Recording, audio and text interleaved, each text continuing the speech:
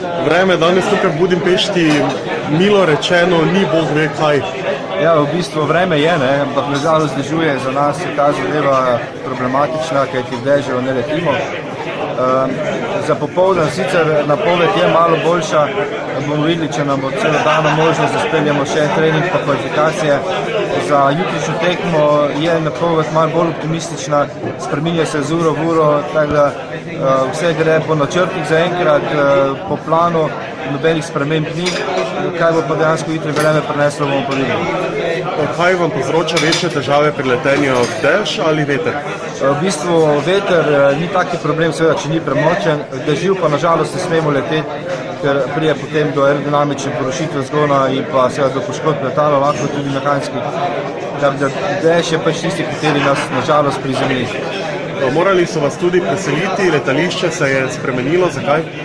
Ja, letališče smo mogli včeraj spremeniti, kajti tule v Budovršu je travnata steza in seveda v Kobilici dežja ta travnata steza postane eno veliko blato in v blato seveda ne moremo ne poleteti, ne pristati in so nas preselili na Tokol, to je eno staro vojaško letališče v bližini Budimpešte in je asfaltna steza.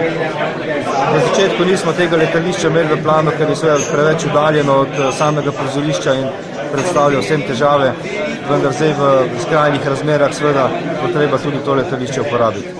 Ne, včerajšnji trening je bil, naredili smo 2 leta, bilo je perfektno vreme, sonce, sicer nekaj vetra, ampak prizorišče je bilo že včeraj polno ljudi in je bilo, za nas je bilo super leteti. Seveda prvič tudi pod mostom, pod Chain Bridgeom in letenje pod mostom pred samim štartom je še en veliki izziv za vse nas. Plus tega še letos prvič v utrknjenem kokpitu. Ja, seveda, letos je precej novega, prvič letenje pod mostom, drugič letenje z najhitrejšimi letali in moram povedati, da je prvi trening bil precej stresen, drugi je bil že malo boljši, kajti proga tule je po moje najtežje, kar smo kdajkoli leteli, izredno zavita na zelo malem prostora, levo, desno ni praktično nič. In seveda potem vse to skupaj, novo letalo pod mostom, združiti v tisti eni minuti v maksimalno najboljšo performanso, seveda ni enostavno. Ampak iz leta v leto gre zadeva na boljše in seveda, če bomo še danes lahko trening opravili, potem mislim, da bi na tekmi lahko bilo kaj v redu.